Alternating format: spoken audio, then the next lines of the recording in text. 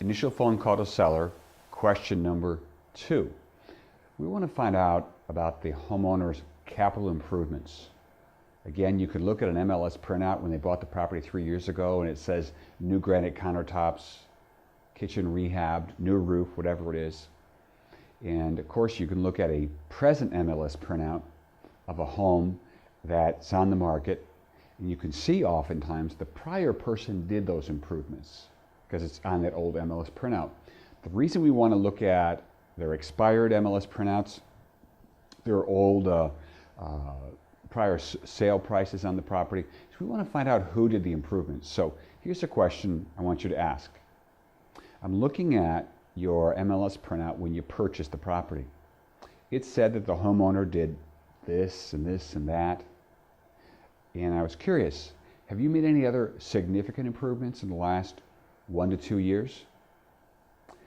This takes away their ability to claim all the capital improvements done by the prior owner. What's interesting is we also want to get a feel for how much they invested in those. So the seller says in the past 1 to 2 years or so, we've done this and we've done this and we've done this. And a lot of times people want to get their money back out of it. And this question goes to objectivity. In our more motivation, objectivity, readiness to change, and expectations, this goes to objectivity. When we ask a homeowner what capital improvements you've done in the last 1 to 2 years, sometimes the owner will say, well, I did these different things, but I did it myself, so I saved a lot of money. It would have cost somebody else $12,000 to do what I did for about $3,000.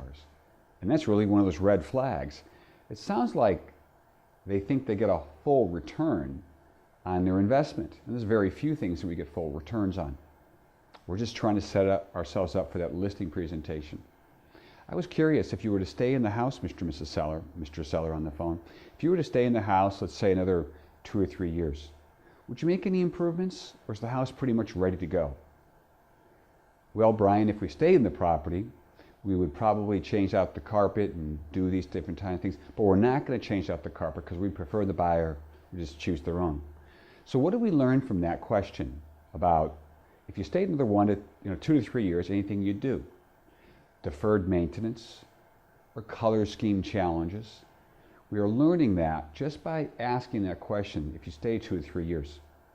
In addition, about their objectivity, that whatever carpet they have on the property that they admit is a problem, or that the roof is 22 years old and new buyer will have to replace it when they own the home. Is the seller trying to later price the property as if these improvements are already done? And like the comps in the area, they want to get the same price per square foot as somebody else, but their kitchen's older, their roof is older. We're just trying to gather information about where they stand. So again, key things here would be, have you done any significant improvements in the last 1 to 2 years? See what their reaction is.